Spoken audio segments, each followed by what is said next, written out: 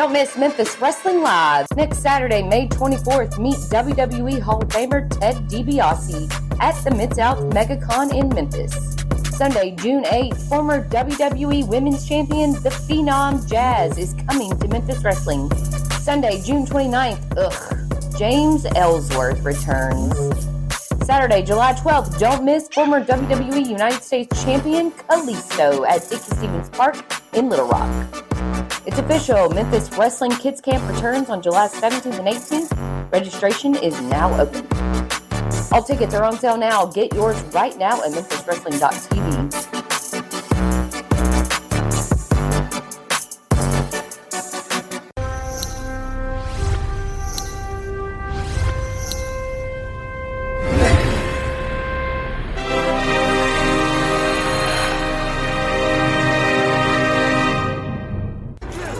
That's right, our 8th annual all episodes Memphis in May. Stay tuned all month as we bring you shows about the history of Memphis wrestling and the current Memphis wrestling.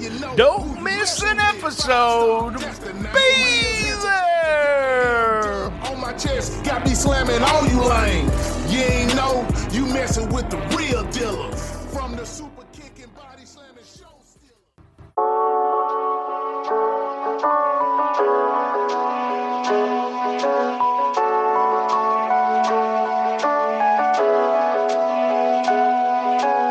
This episode is sponsored by Vitality Chiropractic, your trusted partner in wellness right here in Jonesboro and Newport, Arkansas. At Vitality Chiropractic, we believe in the power of natural healing and the importance of a healthy spine for overall well-being. Life can be hectic, and stress can take a toll on our bodies.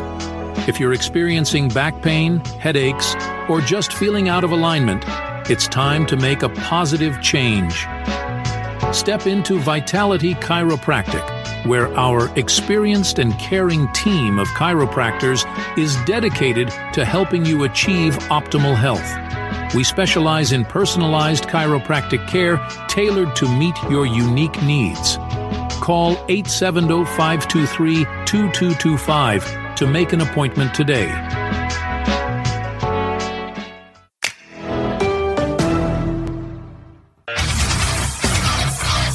Hey, just a quick reminder, subscribe for $5, $7, or $10 at www.patreon.com/Shootin The Shiznit without a G. That's right, Shootin The Shiznit without a G.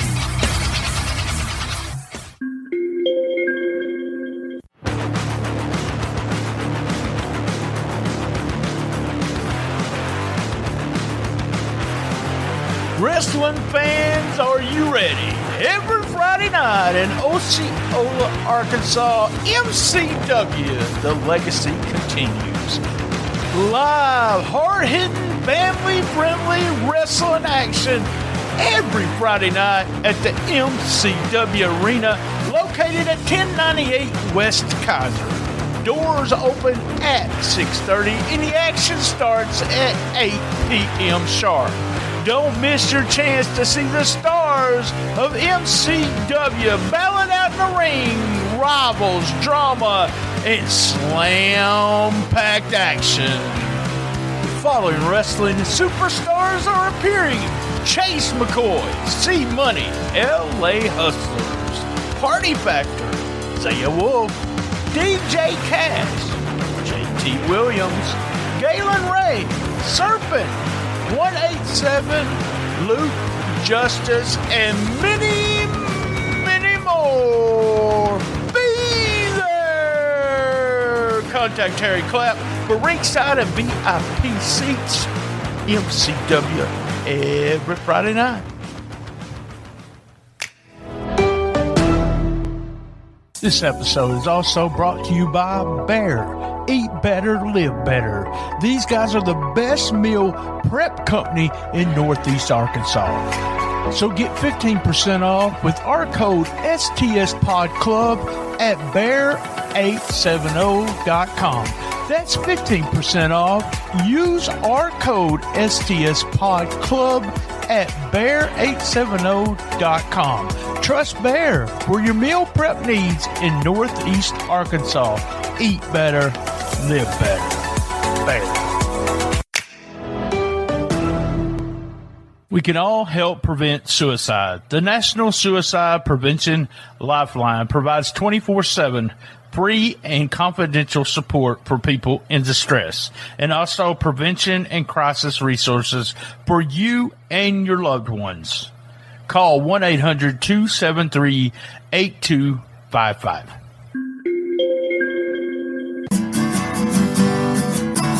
Shootin' the Shiznit, Shootin' the Shiznit, best little wrestling podcast in the business. Your host BT and all his guests. You'll never know who he'll have next. Shootin' the Shiznit, Shootin' the Shiznit, best little wrestling podcast in the business. Shootin' the Shiznit. All right, we're live from Jonesboro, Arkansas. 304 Studios, and this is an STSPod.club production. We're live, all episodes, Memphis in May, and I have a guest returning. Hey, you've been here about, 5, 6, 7 times, I think? Yeah, something like that. I tell you, that theme song is so over with me. It's so catchy. I'm just like banging my head, shooting the shiznit. That's right. Shout out to Sleazy E for that. He recorded it many moons ago. But yeah, just somebody that listened to the podcast reached out to me and said, "Hey, I want to do some music for you." And I said, "Let's do it." He runs a promotion in Arkansas, and where they do a lot of hardcore stuff. It's just they will not set up a ring. They'll just set up an area and have hardcore matches. Love that. I'm not a huge fan of, but I'm a huge fan of the attitude. Just put it that way. My buddy, I know you know Tony Myers, right? You know that name? I know the name, yeah. Yeah, he did that in bars in Memphis, and then he would sell. We're talking about Memphis, so this part of it, he would sell the DVDs like crazy. I'm talking about he'd sell at least 100 copies of each one of the shows, and that's where he made his money. You know, it's good old fashioned hustling, man. And I went down and watched one of the shows, and it was just violence in a bar. I'm serious. And so it was called Sex and Violence. And yes, I must admit, I saw a really nice set of boobs that night. We start the show talking about Tony, and it's Memphis. You know, that's where we go. But yeah, Sex and Violence. Look it up. I think it's on YouTube, folks. Steve, you're here to talk about a new podcast you're doing, and we just go real quick, tell our history. Me and you was my roommate. You was my friend in Jonesboro when we went to Arkansas State together, right? Yeah, I went to Arkansas State 1988, 1989. I was in the Air Force from like 83 to 87. And so I got out of the Air Force. I grew up in Rector, Arkansas. So then I went to college for a few years and just graduated in December of 89 and was off to Jonesboro. But I'd always been a huge wrestling fan. And then you and I had classes together and you were talking about wrestling. So automatically I was interested in what you had to say. And you knew so much more about the business than I did. And it was just fascinating to me. And I knew everything about it because I was a Wrestling Observer newsletter subscriber. So I knew everything. I remember getting the first Observers and then going to, if I remember this correctly, I went back to high school in my senior year, and I thought I knew everything in the world about wrestling. Yeah. And I think I should do a whole series of Observing the Observer where I talk about how Dave Meltzer screwed me and hating some of my favorite wrestlers. And I'm going to mention one of them is Dusty Rhodes, but we'll talk about him a little bit later. But it was one of those things where I gravitated toward people gravitated toward me. If I said something about wrestling and no one said anything, then I didn't say nothing. Right. But if someone said something, I had a guy from Japan become my friend when I was going to Mississippi County. I went to community college in Blytheville, Arkansas. Mm-hmm. And His name was Henry Shibata. That was not his real name, Henry, but they always like to have an American name if they was over here. And I started saying Inoki. I said, "You from Japan?" He said, "Yeah." I said, and I did it, Inoki Antonio, like they do. They do the last name first and the first name last. And so I did that. I said, Choshu Ricky, and he would just go crazy. But just a super nice guy. And he was one of the first people to ever give me a real first generation tape of New Japan that I could not believe the quality of that, because remember, we traded tapes. I got them maybe 6-8 weeks late, and sometimes they had to come through somebody else, and then I got them, but it was just crystal clear. But Memphis, Tennessee's always been Memphis wrestling's been a big deal. And I want to tell you something. I don't know if I've ever told you this, and I told myself I would tell you. I don't remember when we met. I really don't. Yeah, it was in class. It was in one of our classes, and we're there 10 minutes early, and we're just talking, and you say something about Memphis wrestling, and I say something. Hey, I love wrestling. Bobby Eaton's my favorite wrestler, and we just kind of connected on that level of having that. We have a great Bobby Eaton story, by the way. Might as well tell it here. You and me both grew up and just was huge Bobby Eaton fans. Midnight Express, Jim Cornette, just loved Bobby. And I was fortunate enough to become friends with Bobby due to Brian Thompson. And he came in this area, and all three of us got together. That was the first time. You had met him, and it was a special moment for me, and I know it was for you too. But Bobby was just a super nice guy. Yeah, it was Tuckerman, Arkansas. Right. And it was like a Saturday morning, and I got up and I thought, damn it, I'm going to go to Tuckerman. And, I was living here in Fort Worth area, so it's about 7-hour drive. And I'm like, I'm going to go see Bobby Eaton tonight, to grab my son. And we came up there, and yeah, I mean, it was all worth it to meet Bobby Eaton. What a great human being he was. Oh man, it's one of those guys no one can say a bad word about him. Memphis, you see Bobby's name every once in a while talked about this class at Memphis Wrestling. And so let's talk about your podcast that you're doing with Ray Russell on what is his network called? God, it's WrestleCopia. The WrestleCopia. There we go. Shout out to Ray Russell and WrestleCopia. He is a hustler too, just like he reminds me of myself. I know. But because we always promote him and Gene Jackson. Yeah. But Ray Russell, how'd you meet Ray Russell? That'd be a good question. It was just an online thing. I think he had friended me probably because I was in some of the wrestling groups, or we had some mutual friends or something like that. And then at one point he said, "Hey, I'm thinking about doing something on Tennessee wrestling." And I said, "Hey, I've got a pretty, decent background on this." And then they started you do, Steve, but you're no Mark James. I'm no Mark James. No, you'll never see my picture in a post office. So that's we just reached out online. We connected. He was doing 1985 with Gene Jackson. He had me on a few times, and he said, "Well, I'd really like to do something different with you." And I just threw out the idea. I said, I think just doing Memphis in 1977 and Nashville, because that's the year that Goulas and Jarrett split, I think that'd be real interesting to do.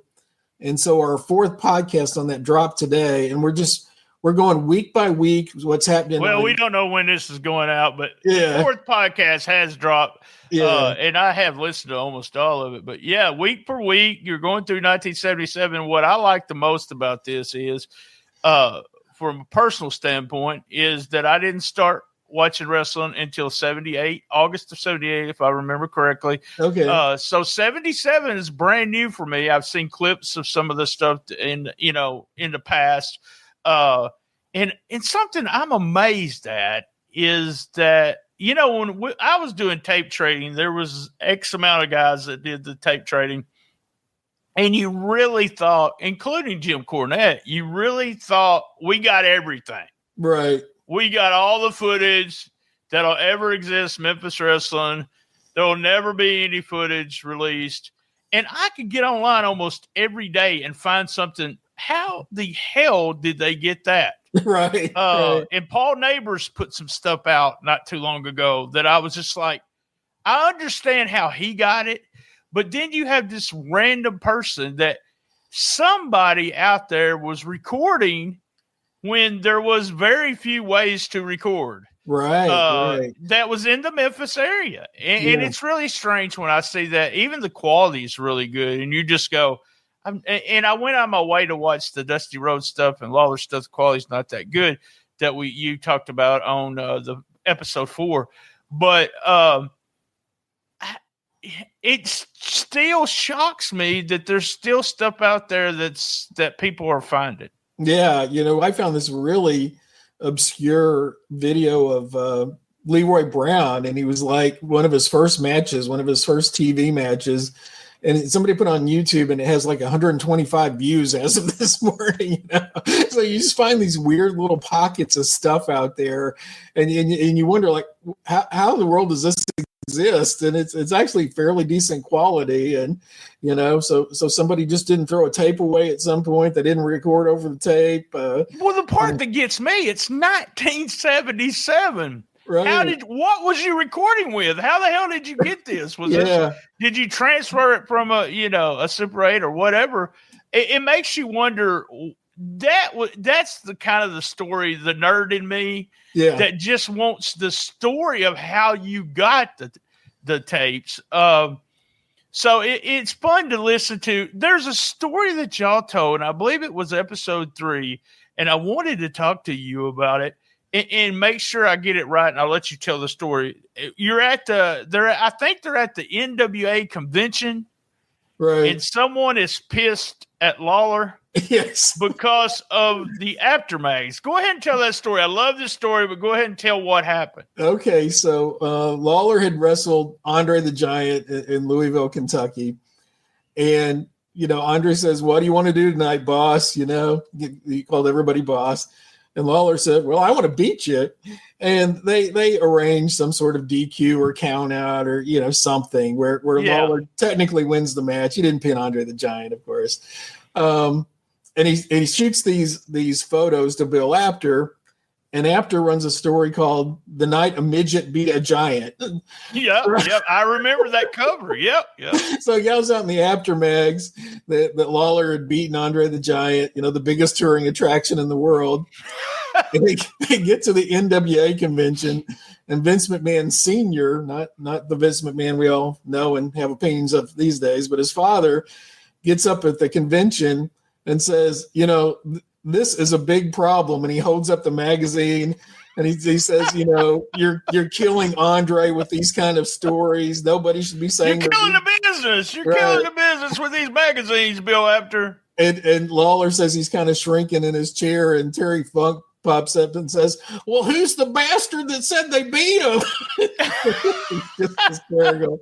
And Vince McMahon, "Jerry Lawler." And Lawler kind of gets up and says, Lawler, the best talker in the world. He just, I think there was a misunderstanding, and I don't think that's what was communicated. He threw Bill Apter under the bus. He threw Bill Apter under the bus, and I think they had a while that they weren't on great terms after that. But that's to me what makes the story is Terry Funk knowing full well, who had said in the magazine that had beat Andre and that knew that Lawler was sitting right there and him making fun of him. And that had to be like right when Jarrett split off for his own promotion. So Jarrett's probably worried about, the NWA accepting him anyway. Because he hired, and then he has Lawler saying, "I beat Andre," and everybody's like, "How did that guy beat Andre?" So, right? Yeah. So didn't go over well in New York, that's for sure. I remember something on Andre with Ron Garvin and was it the old ICW or Continental where they claimed Ron Garvin had beat? It was the old Southeastern, yeah. Okay, all right. And of course, they were both French Canadian, so they had kind of that connection there. Andre, when he moved from France, he spent a lot of time in Montreal, and that's kind of where Ron Garvin was originally from. And so, he gave Ron Garvin a lot. Garvin actually fought, I think it was Andre and Roy Lee Welch in a handicap match. And it wasn't Andre, being the sole person. he had the tag team partner in Roy Lee Welch, and Garvin was the single wrestler. So Oh God, yeah, I didn't know that. I just remember them showing clips of that on IC. I believe it was ICW. They showed that on ICW countless times. Garvin putting himself over by beating up Andre the Giant in the Knoxville promotion. But Garvin was being treated as like the Lawler of Southeastern at that time in Eastern Tennessee. And then, of course, he and Roop and some of the other guys split off and killed the territory over there, and then created ICW. So, well, that's perfect. That's a perfect segue. We're going to talk about a split that happened, and that's what y'all are talking about. You and Ray on the regional wrestling. Let's think of a couple of things. I want to try to compare this. Okay, so there's a lot of stuff going on at this time. And you have a promotion that ends up splitting. Let's say this is on a bigger scale, but this was a big deal. This was a huge deal. Right. But say Triple H decided to take half of the guys. It reminds me of some of the stuff that happened in Japan when Choshu left, when Masawa left, when everybody left. But he decides to take all the half of the WWE guys and run his own shows. Right. And that's kind of what happened with Jerry Jarrett leaving Nick Gulas, right? Right. And, a big factor that people think about or talk about enough is Roy Welch was the third partner through kind of late 1976. And then when Roy Welch left, it was probably just a matter of time. And Jarrett has a business disagreement that doesn't personally care for Nick anyway, and says, I'm just going to split and do my own territory. Well, you say business disagreement. He was being worked, right? I mean, he was as carny as you could be was Nick Gulas. Right. Yeah. Jarrett was paying this money into Gulas to earn, become like a co-owner of the promotion, get more points to the promotion, whatever. And then Gulas says, oh, no, you didn't buy anything. You just bought an option to buy, and that option period's passed. And, so according to Jerry, it was like $50,000 he'd invested that just went away, Oh, wow. I didn't know it was that much. But, yeah. I remember. See, so I jump on in 78. This has already happened. Jared has Memphis television. He's running Memphis every week. So I really, as a kid, I had no idea. Heard stories, and everyone talked about Nick's son and how bad he was. And I've always heard that. Let's take a quick commercial break. When we come back, we're going to talk about the split, and I got a few questions about it to you. Sure thing.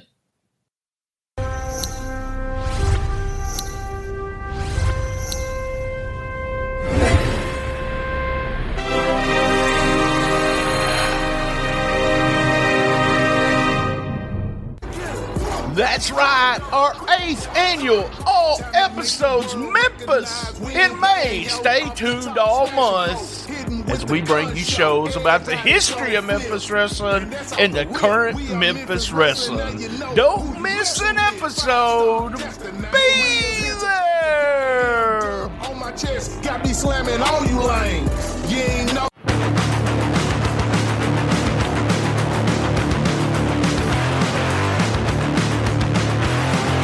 Wrestling fans, are you ready? Every Friday night in Osceola, Arkansas, MCW, the legacy continues.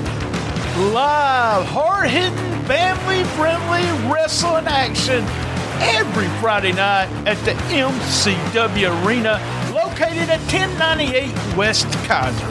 Doors open at 6:30 and the action starts at 8 p.m. sharp. Don't miss your chance to see the stars of MCW battling out in the ring, rivals, drama, and slam-packed action. Following wrestling superstars are appearing: Chase McCoy, C-Money, LA Hustlers, Party Factor, Zaya Wolf, DJ Cash, JT Williams, Galen Ray, Serpent, 187, Luke, Justice, and many, many more. Be there! Contact Terry Clapp for ringside and VIP seats. MCW every Friday night. Hey, I want to talk about one of our sponsors, Bear. B-A-R-E, period. That's right. Their tagline is Eat Better, Live Better. And I'm speaking from experience here. That's right. The better things you put in your body, the better you feel. These guys are the best meal prep company in Northeast Arkansas because, well, they prep all my meals and they don't put any of those artificial flavorings or seasonings in their food. It's just the bare ingredients. You see what I did there?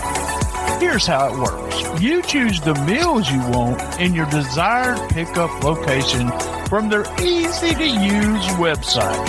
Your meals are ready Monday morning and available for pickup based on the hours of the location. They have 7 locations right here in Jonesboro, 2 in Paragould and 1 in Brooklyn. Go to bear870.com and place your order today. So here's what I want you to do. Get 15% off with our code STSPod Club at bear870.com. That's 15% off and use our code STSPod Club. Trust Bear for your meal prep needs in Northeast Arkansas. Eat better, live better. Bear.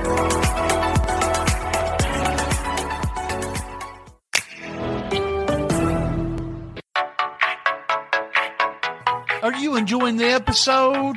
Well, Cash App us. That's right. $BTSTS. You don't have Cash App? Download it and get $5. That's right. $5. That's $BTSTS. $BTSTS.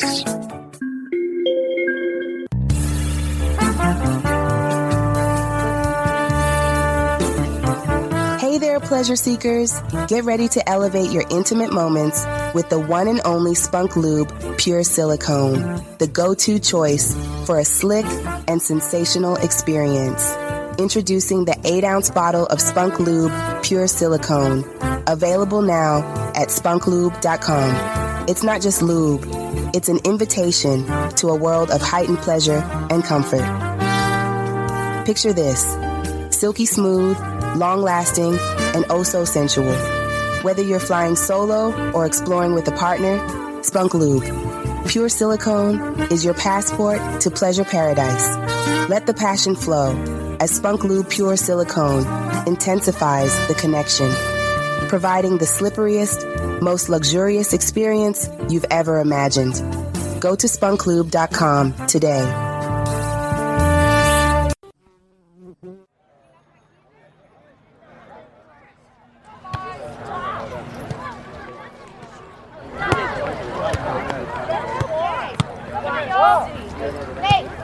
Live wrestling entertainment. Natural State Wrestling is thrilled to bring the excitement of live independent pro wrestling to the Mosquito Festival in LaCroix, Arkansas on May 31st. Hey, this event is free and it promises an unforgettable experience showcasing a stacked lineup of wrestling talent from across the region, from high-flying luchadors and celebrated local legends to rising stars. Fans of all ages will be treated to thrilling high-octave matches, including a huge battle royal that will keep everyone on the edge of their seat. Beyond the wrestling action, the Mosquito Festival offers a variety of attractions to enjoy, including delicious food, carnival rides, games, live music, and much more, assuring fun for all ages and budgets. Natural State Wrestling is honored to be part of the vibrant community event and looks forward to delivering top-tier entertainment for festival goers all over Arkansas. Bell time is 1 p.m. and mark your calendars and join us as Natural State Wrestling takes over the Mosquito Festival. Follow the Mosquito Festival on Facebook for updates, all the amazing attractions, and activities planned for this year's events. That's right, May the 31st, 1 p.m. Be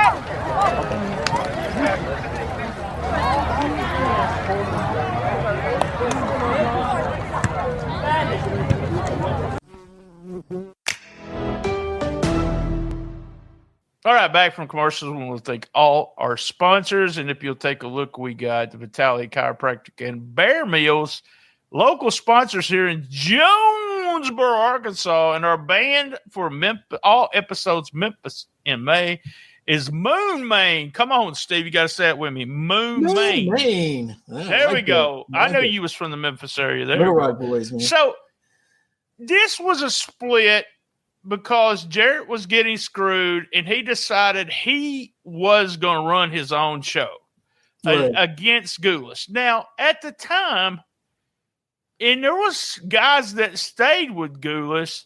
Do you think there was X amount of guys that thought he was just full of crap and just crazy to even go against Nick Gulas?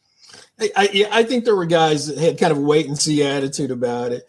As a fan, if you're watching Memphis Wrestling at the time, really the only difference you knew was it changed channels. It changed from Channel 13 to Channel 5 because Lawler and Dundee and a lot of the guys we associate with Memphis Wrestling were already there. Jarrett had his own crew.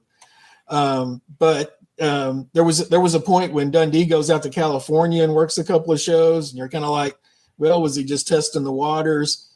And the big two, they talk about, thinking that Fargo and Tojo were going to come with Jarrett, and they both ended up going with Nick. That was one of my biggest shocks ever that they stayed there.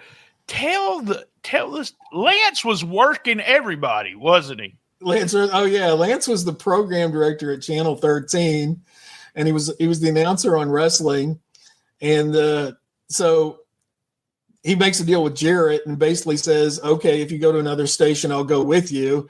And in the papers, he's like, yeah, I'm retiring as a ring announcer. I'm going to miss it. I don't know what I'll do with my Saturdays, blah, blah, blah.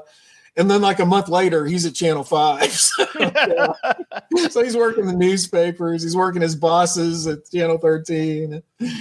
What got me was the people from Channel 13 that was saying, hey, we make changes. It's time to, wrestling's not a big deal anymore. Blah, blah, blah. And Channel 5 was built, and I don't care who anyone says, it was built on Memphis Wrestling. There was more people watching that show than any show on Memphis Wrestling. And on Memphis Channel 5, which I had to turn my antenna to watch it. I had to go outside. Downplayed losing it, and they never picked up Nick. And there were only 3 Memphis stations at the time: CBS, NBC, ABC affiliates, and nobody picked up Nick's show. So he tried to compete in Memphis, but he had no TV. So after like 5 or 6 weeks, he just had to shut it down because he had started at like maybe 1,500 people in the Coliseum, and I think he had 500 or 600 the last show he ran in there. But without TV, he just didn't have any way to promote his product. And not only did he lose all those towns Jarrett, was running, but he was getting income from all those towns, right? Because Jarrett was part of the Nashville office. So every time he ran a show, some of those profits were going to Nick. So Nick lost all those profits that were coming in, and then lost the cities as well. Yeah, that's a good way of looking at, we do talk about Jarrett running Memphis and then getting Memphis TV, but Jarrett also was running Jonesboro, Blytheville, Louisville, Evansville. Those were always part. Tupelo was a weekly stop. I forgot about Tupelo. Yeah, it was weekly. Was it weekly? It was at the beginning. Yeah. Okay. All right. Yeah. So he had all these towns and was giving money to Gulas, and all of a sudden that money started going in his pocket, and then everybody starts leaving Gulas. When did Tojo and Jackie finally decide, hey, we better go with Jarrett now? Well, Jackie was really not active very much when the split happened, and then he starts working for Gulas, and Gulas, from what I can tell, that year of 77. Through the summer, it holds up pretty well. They were bringing in the Sheik a lot from Detroit. They were bringing in Abdullah the Butcher. Andre the Giant would come through. They brought in Jackie's brother, Roughhouse Fargo, which was always a big deal in Tennessee. But then Jackie, around September, October, he leaves. He stops being an active wrestler, and there's just nobody to replace him. They didn't do any big angle to put anybody over when he left. and he's just gone, and they just lose their star power. And so for the next few years, they're bringing in guys who would be big stars like Bobby Eaton and the Freebirds and Randy Savage, but they didn't get to beat any big stars in Nashville and in that territory. You know, they're just these young guys. You know, the Freebirds were teenagers, and Bobby Eaton's a teenager. Yeah. And so they're pushing these really young guys, but the attendance just dropped dramatically. And I think one of the big differences was that Jarrett he could take over the book anytime he needed to.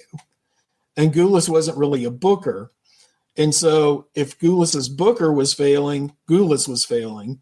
That's a good point. Yeah, because Jarrett did that too. If he felt like it wasn't working the way it should be working, and he would take it over. And what was there, a revolving door of him, Dundee, and Lawler there? And you could actually tell when Lawler booked because he brought in all the monsters. Right.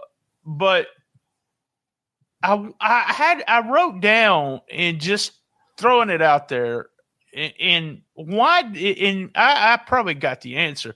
Why did Jarrett beat Gulas? And it was all because of that Memphis TV, right? It was because of the Memphis TV, you know, and you can't underestimate how important Lawler was. I mean, Lawler was just such a huge star in Memphis, and he had so much charisma, and he was such a great performer. And there was nobody, you know, I mean, Fargo had that kind of legendary aura on the Nashville side. And once he leaves, they don't have anybody that's that full performer. Like, I mean, how many Lawlers are there in the world, right? There's not a ton. Well, that's true too. Yeah. But the idea is that they had the star there, and they had familiar face in Lance Russell. They have familiar face in Jarrett, and they just, you know, I mean, as the story goes. I think what happens when a wrestling promotion starts failing, you know, your attendance drops, right? So then you can't afford the best talent anymore. So right. You're getting cheaper talent, so your talent's not as good. And the audience goes, well, this talent is good. So your audience drops again because they figure out, you know, so it becomes this death spiral where, you know, you can't get main event guys into your territory because you can't pay them. And then the audience is saying, well, why am I seeing all these people that aren't very good? And that's just the cycle that Gulas went through pretty quickly. Yeah, because, I mean, all the, you know, stars, quote unquote stars were going with Jarrett. And then, you know, like you said, he brought in some names that were already stars trying to keep the attendance. But then this was, I guess, with all territories, but we had a hometown boy, and he was Jerry Lawler. Right. And if you didn't have that hometown boy, it was hard. Even the people that, and I want to talk about this on the new episode. You talked about Dusty Rhodes coming in, and Dusty had some interviews sent in with Gordon Soley. Dusty at the time was a star, right? He was. Yeah, I mean, he was headlining with Superstar Billy Graham in New York in 1977. So he's a huge star. And you got guys in Memphis, you know, Bob Armstrong, you got Rocky Johnson, you know, and then you look at Nashville and you've got Jackie Fargo wrestling some like journeyman mask guy in the main event, you know, like Curtis Smith under a hood or something. I mean, the talent discrepancy was just huge. And part of the narrative, you know, a lot of people say, well, he pushed George Gulas so much and that's why he went under. And George really wasn't working a lot of main events. It didn't help that George was there. But the reality is he just didn't have the long-term booking. He couldn't keep the stars. You know, he'd lost all that money from the Memphis side. And really he had Nashville, Chattanooga, Huntsville, Birmingham. You know, he didn't have a lot of other big revenue cities that he was running at that time. So it just, in a couple of years, it just all went away.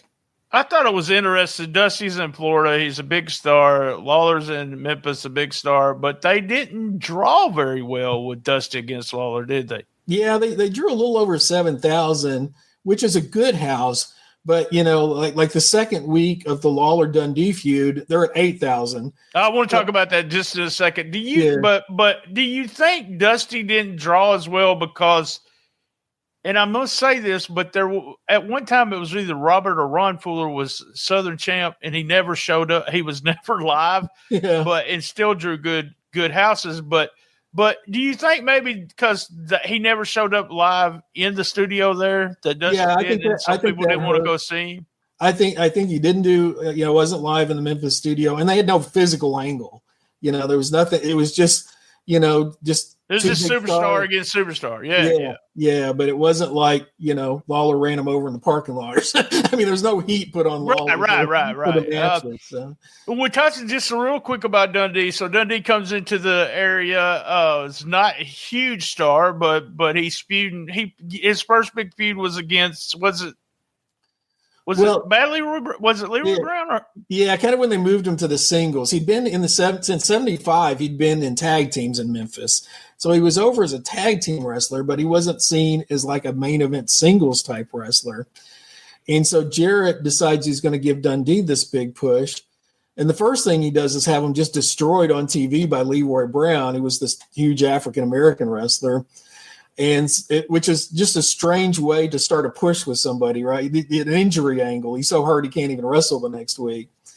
But Dundee comes back and he beats Leroy Brown, and they start giving him this kind of giant killer gimmick. And he beats Plowboy Frazier. And the first time he wrestles Lawler, it's like Lawler's not even taking him seriously. And the stipulation is Lawler will beat him twice in 15 minutes. So they knew he was kind of this underdog, and he wasn't seen on Lawler's level. And they spend like the first 3 or 4 weeks, Dundee wins every time. And every week the houses are going up, 5,000, 8,000. Because the fans, he was a tag team wrestler. He was a smaller guy, and the fans didn't believe, even though he'd beat Stan Frazier, he'd beat Bad Leroy Brown. I can't even get that out. They didn't believe in him against Lawler.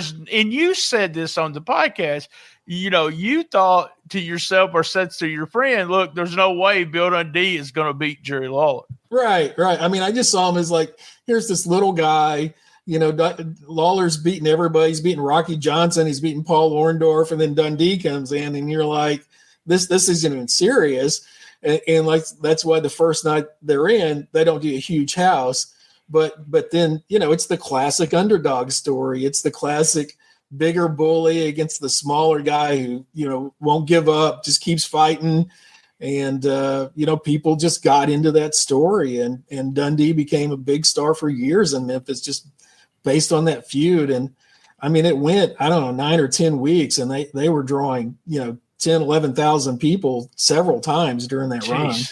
Yeah. And then it goes – that might have been the longest feud ever because they had X amount of matches, and even when they were 100 years old, it was what it feels like. That's true. They were still wrestling each other. There was I remember a promo or something where Dundee he has the record of how many times he's beat Lawler and Lawler's beat him or something like that, and they're having one final match and blah blah blah. But I just thought it was interesting because I knew a little bit of Dundee's story when he came in with George Barnes, and I've had dealings with Dundee off and on for many years. Had him on the show. Yeah. He said he was nice enough to say I didn't like you, Brian Tramel. But well, he's an honest guy, whatever you think of him. Always a pleasure to be around Dundee. I kept my eye on him most of the time I was in the dressing room because I didn't know what was going to happen. He never would do anything, but he really did. He really was wouldn't say anything to me. The only thing he would walk past me a lot of times and just say, "Kayfabe." Like, don't say anything. I'm not doing a Dundee accent because I don't know. But I want to tell you, Steve, every time I got ready to leave that night and leave the dressing room, or he got ready to leave before me, he would always come over and shake my hand and say, "Good to see you, Brian Tramel," and walk out. Cool. And I'd be like, "You gave me hell all night." I would be sitting talking to somebody, and he'd go, "Don't tell him shit. K-Babe shit guy. Don't tell him nothing. He don't even know what's going on," and stuff like that, So it's really he's got a fascinating story. He grew up in Scotland until he was like a teenager, and I think he just went off on his own when he was like 14, 15. He moves to Australia by himself. He works in the circus, And then he gets into wrestling, and he's just an underneath guy for like 8 years. He's just doing jobs on TV and on the Australian circuit for like 8 years, and then gets the chance in Memphis and becomes a huge star. So, just a fascinating journey that he was able to accomplish that. Oh, yeah, very much so. I listened to Gene Jackson's show with Jamie Dundee the other day, and it's funny when Jamie's talking about, his accent was just so strong when he was a kid. He still had an Australian accent when he was a kid. And I love Jamie saying I was talking Australian, and I was just cracking up. And he's so countrified now that you're just like, how, in his, you can't tell any Australian going on at the time. But but Beverly had the Australian accent, and Bill had the Australian accent, and that's the way you're going to learn how to talk. So, okay, so we're going to 77. When we get done with 77, I'm going to ask for some spoilers. Are we going to 78? We really haven't talked about it. Oh, okay. I'm not sure. I think it would be interesting, because that's, like I say, that's when the Freebirds go through Nashville. Bobby Eaton gets his first big push there. You've got Savage, Dutch Mantel. I mean, it's not like he didn't have talent. Yeah. Everybody there. The first night I was at Live Wrestling in Blythe, Arkansas. I didn't watch the TV show. I went there. The opening match had the Kisser, and that was Wayne Ferris, and Lawler had done his makeup, and he had all four of the Kiss members on his face in some way. And then I think Lawler was against John Louis first. Right. And then the next show I went to, I had him against Joe LeDuc. LeDuc bled, and I've got a photo, which I call a famous photo. It's only famous to me, and it shows you what kind of weirdo kid I was. Yeah. But I guess I was 12 years old, and he bled all over the mat, so I took my finger, as we say in the South, and I bought a $1 pitcher. My mama bought me a $1 pitcher of Joe LeDuc, and I still got it to the day. It's got Joe LeDuc DNA on it. Right. There's blood all on the top of his head. So weirdo kid. That photo doesn't exist in anyone else's collection but mine. So if anyone wants to buy that, I'll sell it for you. I have no problem selling it. So somebody can make a new Joe LeDuc out of his DNA there. There we go, a new Joe LeDuc. Hey man, thanks for joining us. We doing all episodes of Memphis in May, and I thought this would be particularly interested to bring you because you're my old buddy, but also to bring 1977. And I'm more surprised, not really surprised. I understand why people like the old stuff. I'm unlike most of the people my age. I watch WWE every week. I'm a huge WWE fan. I don't watch AEW. I occasionally watch New Japan. I watch NXT. I watch some of TNA, but I watch all the current stuff. But we're going back. I still like some of, and Gene, I've been on the retro, USWO retro a bunch of times because I do a hit. I'm a pinch hitter for Richard. Yeah. And I'll come in, and it's 1993 we've been covering. And I realized when I started watching the show and listening to the podcast, because I like all three of those guys. They're my friends. And I started realizing that I had opened a pizza restaurant that year. Yeah. Got married, sold my tape collection. I wasn't watching. I'm watching this Memphis Wrestling stuff in 1993 for the first time. It's all new, brand new. So fun as we go week by week by week. And I like one of the things I like about the podcast you and Ray do is some of the names that pop up. Yeah, Sylvester Ritter, one of them, and you got a guy who no one knew what would happen to that. And it's a perfect example of, y'all joke around about it, but it's a perfect example of somebody that had limited talent in the ring, but it really didn't matter. Right. The wrestling talent didn't matter if you could get over. It's like Jackie Fargo. I know limited talent. He was a puncher. Yeah. But he was over. And to me, and I know I'm going to piss a bunch of people off when I say this, I never thought Bruno Sammartino was a big deal. I didn't think he was good. I wasn't excited about him being in the ring, but he was over. It's a lesson that could be learned from the old school. It's getting over. It's not doing, as I like to say, those 5-star matches, because it's all about, can you get over with the people? And that's what Lawler did. Yeah. And that's what was mostly made them beat, like you said. Why did Jarrett win? It had a lot to do with Lawler, and he was just so over. So, yeah. All right. Thank you, man. Same bad time. Go ahead real quick. Tell them how to get to that podcast. Yeah, just WrestleCopia.com. It's under the regional wrestling banner. Ray does a number of podcasts. So you'll see podcasts about Georgia wrestling. You'll see he does podcasts with Bob Roop. But you'll see them on there, and they're just in order of the release date. So if somebody wanted to go to the first one and just do the whole year, they could do that, or they can just listen to the latest one and see if that catches their interest. But yeah, just go to the WrestleCopia network. It's one of the I listen to that. I listen to the USWA one. I don't listen to a lot of wrestling podcasts because I do wrestle podcasts. So it's just one of those things. By the way, I just want to play this sound clip about 5-star matches. Take your 5-star matches and shove them up your ass. It means and you will love this sound clip because we just talked about this. So listen. Blavel, Arkansas. Blavel, Arkansas. Blavel, Arkansas. Tommy Rich, Blavel, Arkansas, folks. Wildfire's coming down. Yeah. Oh, I listened to Doug and Tommy, too. I listened to Doug and Tommy. I forgot. I listened to that podcast, too.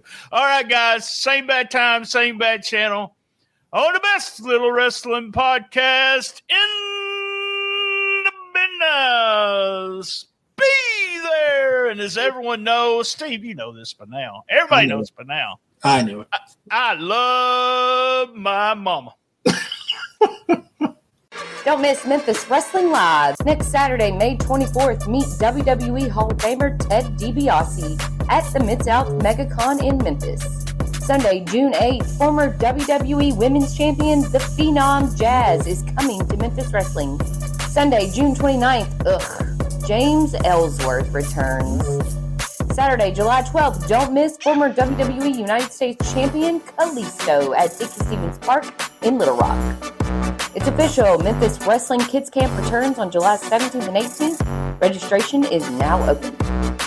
All tickets are on sale now. Get yours right now at memphiswrestling.tv.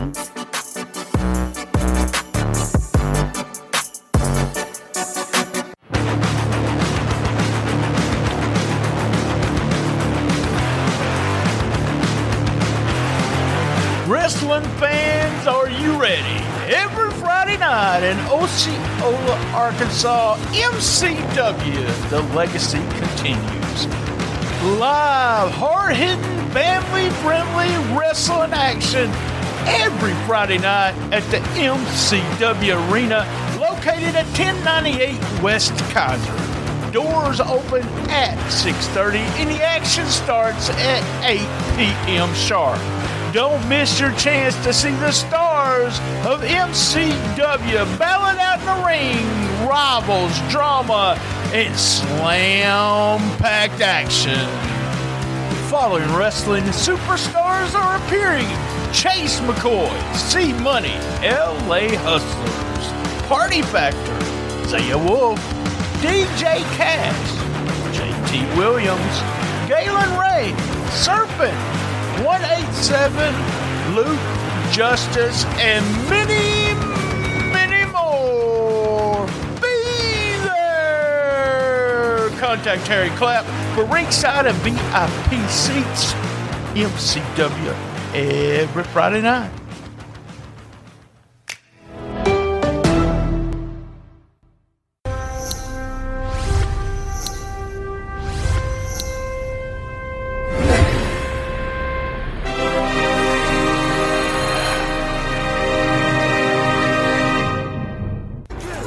That's right, our 8th annual all episodes Memphis in May. Stay tuned all month as we bring you shows about the history of Memphis Wrestling and the current Memphis Wrestling. Don't miss an episode. Be there! On my chest, got me slamming on you lame. You ain't know you messing with the real. Hey guys, I love my Quicksilver rewards card from Capital One, and here's what I want to do. I want to get you to get one. That's right, earn unlimited 1.5% cash back on every purchase every day. Plus, if you use my link, I'll get you $200 cash bonus. That's right.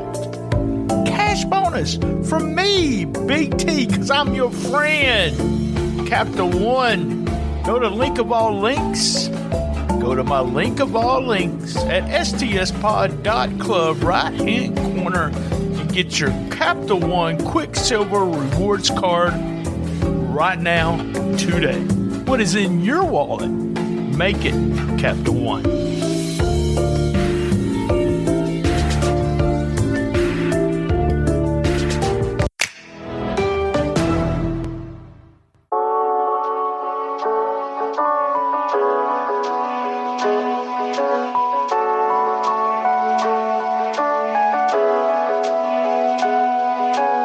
This episode is sponsored by Vitality Chiropractic, your trusted partner in wellness right here in Jonesboro and Newport, Arkansas.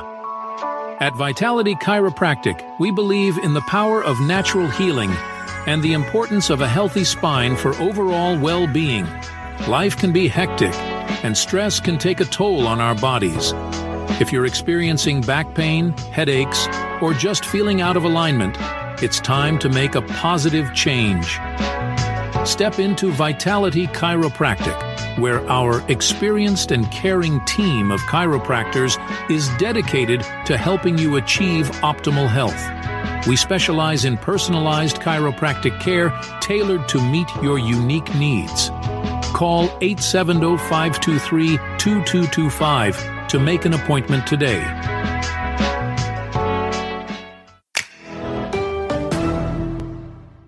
This episode is also brought to you by Bear.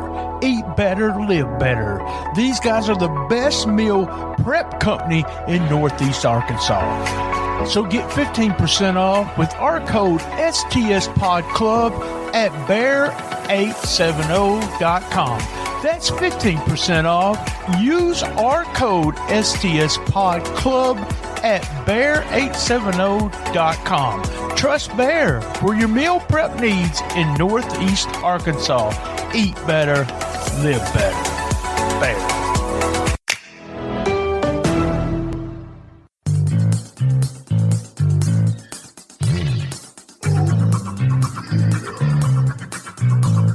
This episode is also brought to you by SpunkLube.com.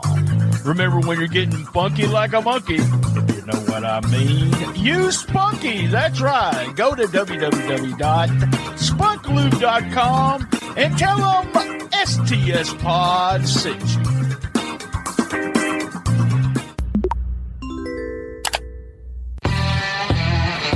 You want the best, you got the best. The best little wrestling podcast in the business. All episodes on www.stspod.club.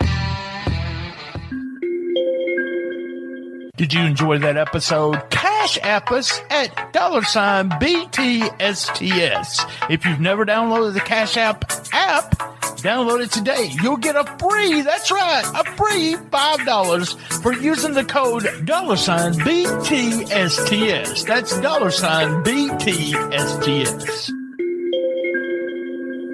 Hey, thanks for joining us for another great episode of Shootin The Shiznit. Thank you for listening, and thank you to all our sponsors.